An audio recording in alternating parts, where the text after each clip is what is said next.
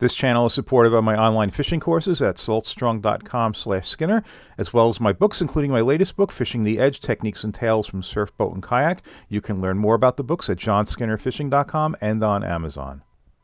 All right, so I'm out with my brother. Yeah, this is going to be a fluke fishing trip, but we started the trip nice and early, and actually I'm trolling the shoreline with the electric motor with tube and worm, and basically this is like, to me, this is R&D. This is something I do once in a while, is I pick shorelines that I have never fished before, and I troll tube and worm, and what I'm looking for, you can see I'm close to shore. I'm actually closer than it looks. I am within pencil popper range. I'm looking for pockets of stripers that I could reach from the shore, and almost every time I try this, it fails. But sometimes it doesn't, and sometimes I find something that I'm then able to take advantage of from the beach. Yeah, this is going to be one of the typical failures. But yeah, it's simple enough. This is a 22-inch tube, gulp worm, and yep, just run the shoreline, and watch the fish finder for edges, look at the depth and so forth. And so that's how we're starting the day. Maybe you can tell there's some wind out there because we've got to head out quite a bit farther for the fluke, and yeah, it's so I'm killing a little bit of time. The tide's not right yet, and it's windy out there, so we're going to mess around along the shoreline for a half hour, 45 minutes, and then head out. Yeah, and here we are. This is the first drift. Actually, not a drift. We've got a troll here right now. It's wind against current, and boy, you're going to see the conditions change drastically for the better. But we knew we were going to be facing this. With the trolling motor, it's not an issue. I can still make a perfect drift right where I want to go. So yeah, we're on incoming water, which in Long Island Sound, this area here, it's the water is running from east to west. The wind is from the west. If you didn't have the trolling motor, boy, it would be really tough. And it's not nice the way it is. But all right, well, this is our start, and first thing we're going to try. And I'll have links to all of the gear in the video description. And if you like this video, please hit the like button. If you're not already a subscriber, please subscribe and hit that notification bell.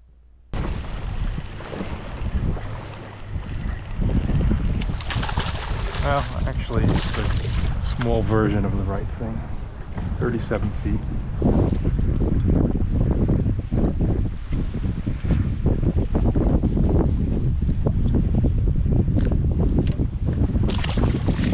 I think I'm going to go to a 2-ounce. Okay, first spot was a loser. We had a perfect presentation with the motor, but just not there. The wind has let up, so this is very good. And this is only about 25 minutes after that first little fish. We caught a few fish out there, but all small.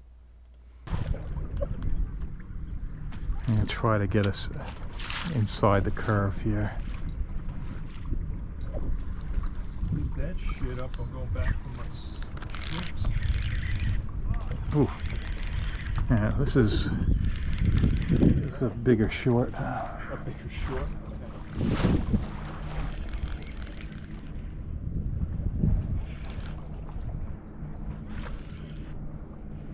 Yeah, that's exactly what he is too. And that is a bigger short. Very long, All right, our current legal limit in New York is 19 inches, 3 fish per person. You gotta be kidding me.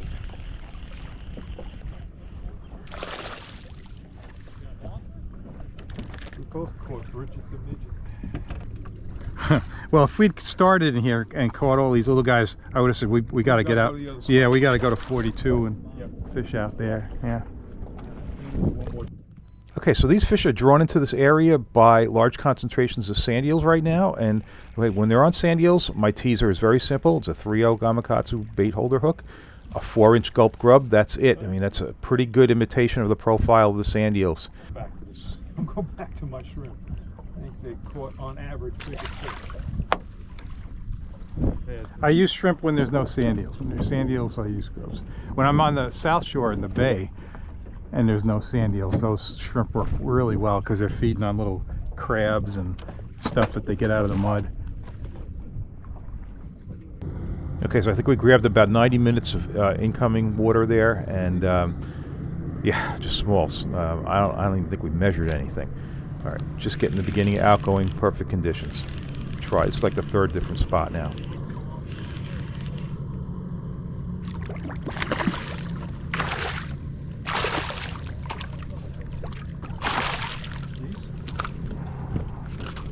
I'll measure, but I'm sure our eyes are all screwed up at this point, and this guy's like 18.5 inches. It is not a keeper.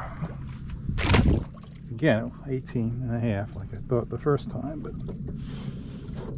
And important to close that mouth when you measure those fluke. You know, I've seen people measure fluke before. They lay it on the thing, and with that mouth open, you pick up easily a 1/2 inch.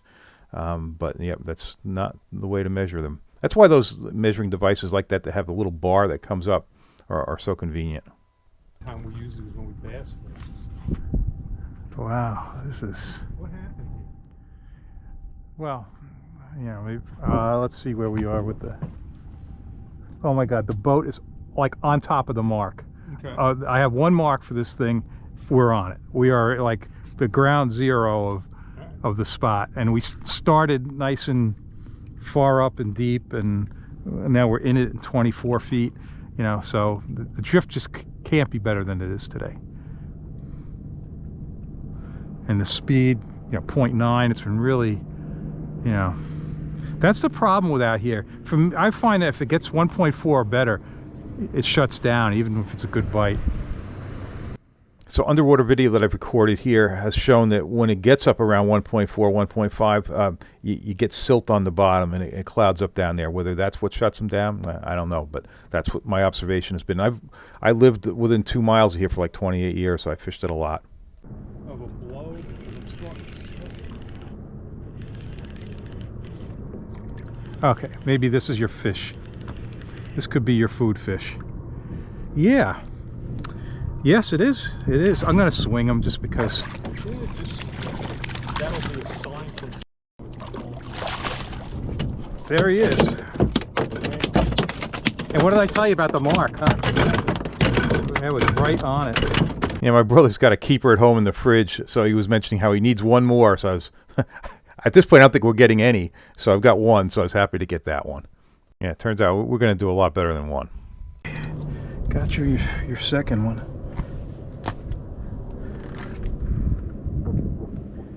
So this is about an hour later. We still only have one keeper. Now we're fishing on a pair of marks where I haven't caught well in about 10 years, but we're trying. When we're moving around, we're fishing about a 2-mile radius through here. We're trying different places. I just don't want to go home. It's too nice out. You know, it's hot, but it's too nice to leave. So I'm just trying a different spot.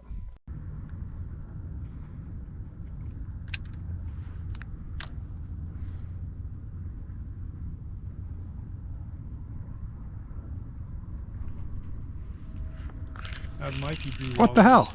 Whoa. Fine. Yeah, all good.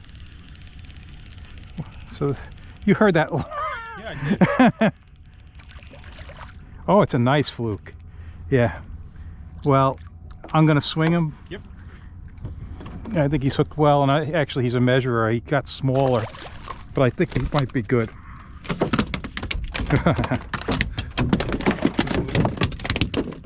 And I got his little cousin.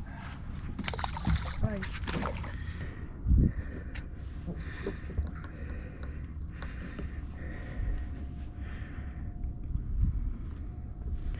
Easily good, like 19.5.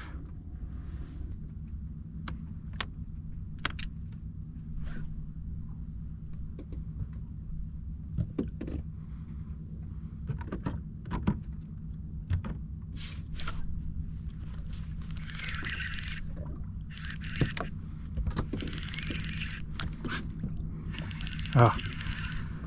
Hey, mixed double.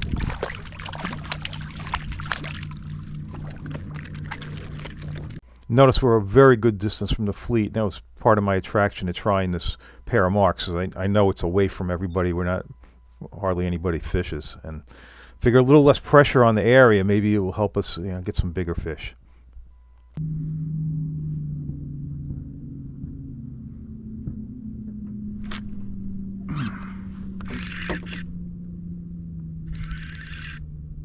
Potential.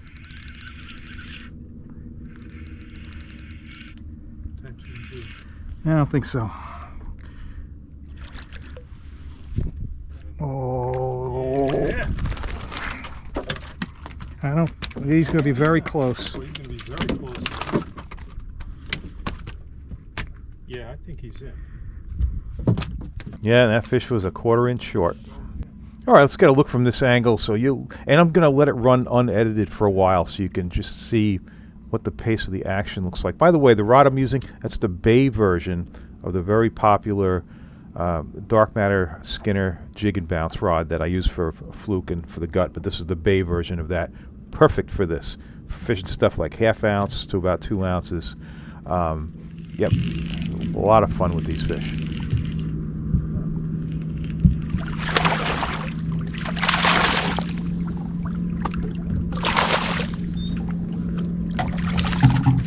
Hey, it's hot out here. I mean, you've got the sun beating down. There's no wind. That would be hot on a regular day, but this is the heat wave. So I got to tell you, those clothes I'm wearing, they're excellent. As cool as I'm going to be, and I'm protected from the sun. It's Bimini Bay stuff, both the shirt, the pants, and there's links to that in the video description. And it seems like up until like a couple of days before this, been wearing those Bimini Bay slickers and tops. By the way, they had a Father's Day sale, $100. You get the slickers and the top. At the time I was putting this video together, they hadn't taken that link down yet. So I've got a link to it in the video description. Maybe it will work. It's a great deal. A lot of people have thanked me for putting that up there. $100, slickers, top combo.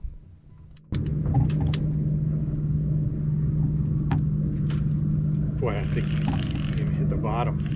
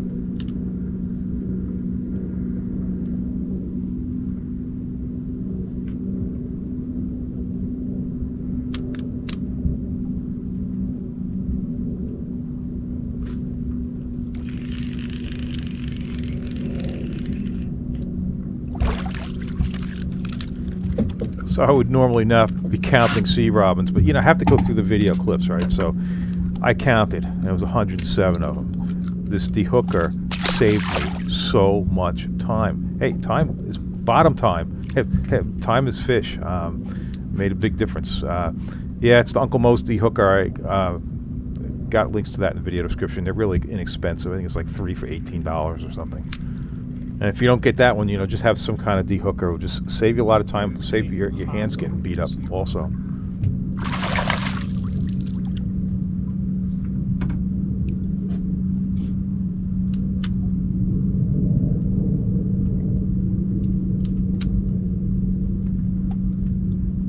We've caught a shipload before.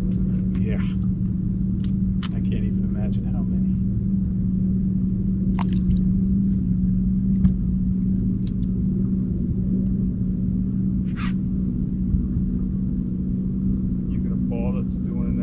On this? I don't know what I'm going to do. We're not done yet.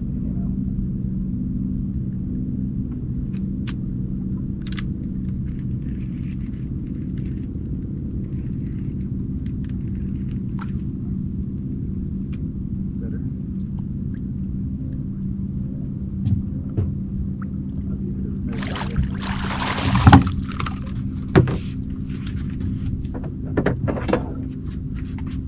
Could be. He's a mouth open keeper.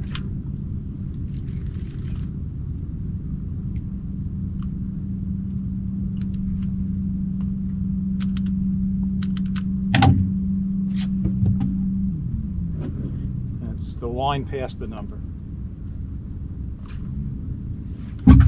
No, you got to close his mouth up against the thing. You know, I was just giving it a rough shot because I didn't think he was even close.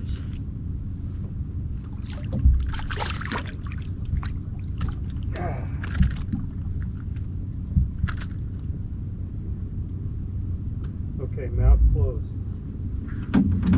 Where's the 19? There's the 19. Yeah, he doesn't make it. That's That's the big line. Boy, I wonder how many people have kept shorts because of that stupid number. Yep, that's, you're looking at, you know, that was like the last one that I had. Same thing. It's on the 19, but it's not on the line. Okay. Yeah, it's the most deceptive measure. I mean, you've got a number. At 19, there's a line going through between the 1 and the 9. You would think that was the 19 mark, but it's not. It's a bigger line that's past it. Like if you measure it right on 19, it's actually 18 3/4. Ugh.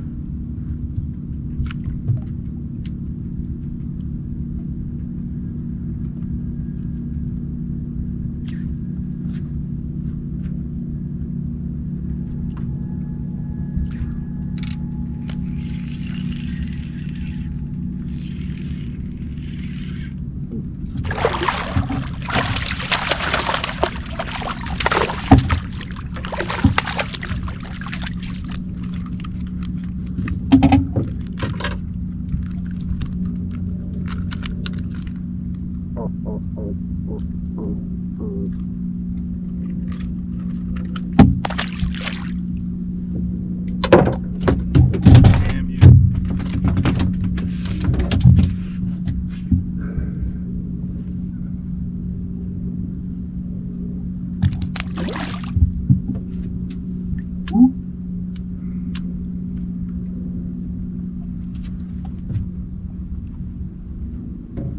Okay, come on. Nope.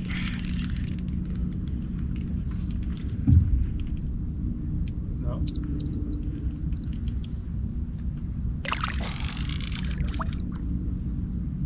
You know what? Sure. You're not doing anything, right? I think he's good. I'll be very, very surprised if that one's not good. I think he's gonna go. Okay, so two.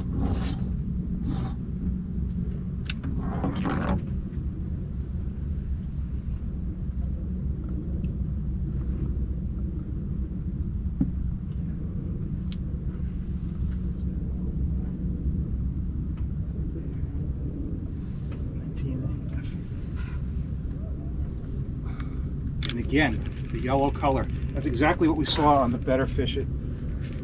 Ah, so keeper number 3. Hey, halfway to a limit. Didn't expect that the way things started. No. Very close.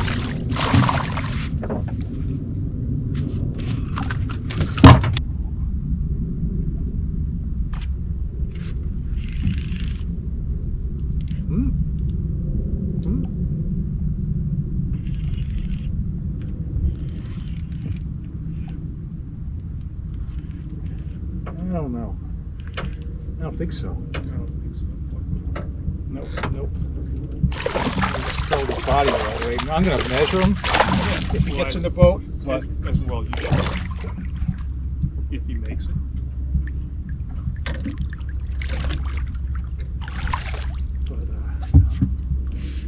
he's wide, but he doesn't have. Nobody's giving him any credit for wide.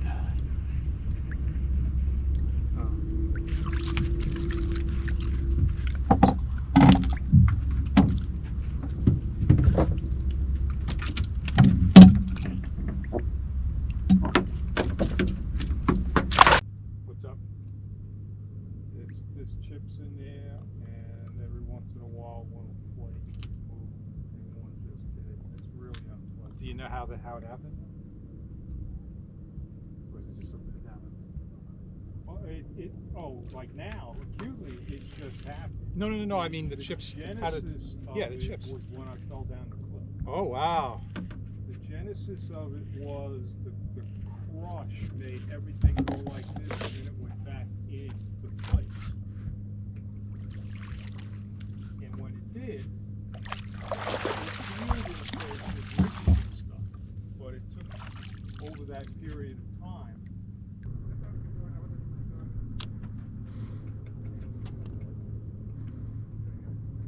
See, it hurts like a when I stand on it, but it's stable, okay? And that's the real key.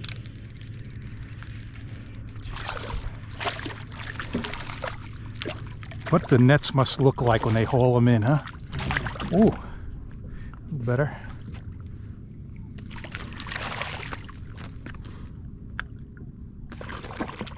Whoops. Bye. So I usually use the 4-inch grubs. That's actually a 5-inch swimming mullet. Yeah, I just happened to have a bunch, and I went through so many grubs with the sea robins and everything. So I'm using these. And I like that color combination. You know, I actually during the winter got to spend some time with the guys who work in the Berkeley lab who invented this stuff. And one of the discussions was about color, and something they stressed was contrast. You know, so if you've got white with a chartreuse tail, well, there's contrast. So I don't know. I kind of think about that when I'm looking at colors now. Gotta keep it moving into the net. You stop at those big ones, they just throw it in reverse. I've seen some really nice fish lost that way. When people lose fish at the net, it's almost always the fault of the guy on the rod. Nope.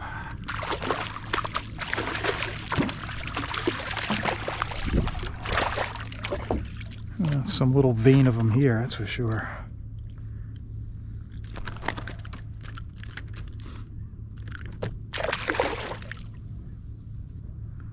Now, a downside of these swimming mullets is that they're, I think, a little too thick. What happens is that you don't get much of a bite on the hook, so I'm being really, really careful here to hook it shallow.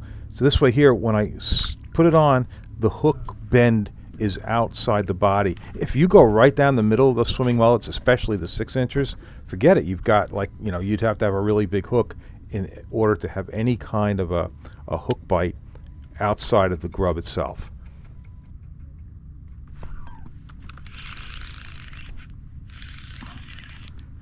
Sea robins. And I was right. A pair of them.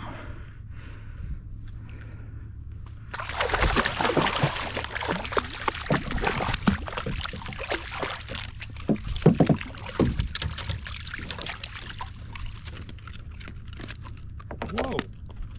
Yeah? Is that a keeper? And it was, and boy, I thought my camera ran out of battery. What happened is it overheated, and actually that high cam overheated as well. It's the perfect day for it. Like almost no air movement, really strong sunshine, hot. But if you touch the cameras, they get hot, and they can shut down. That's what happened. All right, we've got 5 in the box.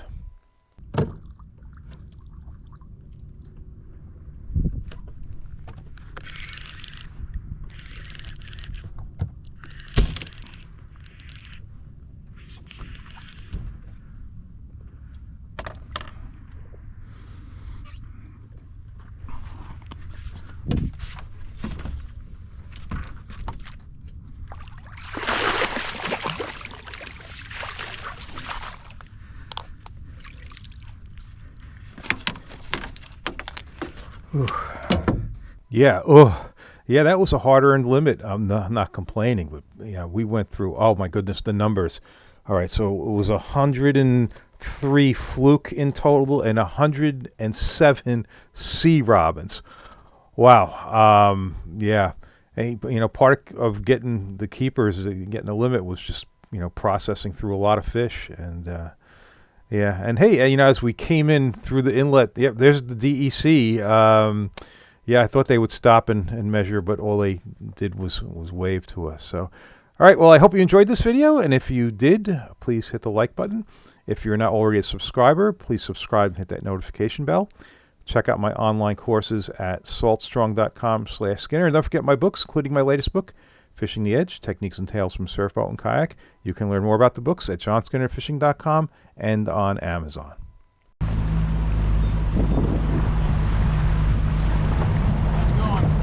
Okay, did real well. Going out there? Did good.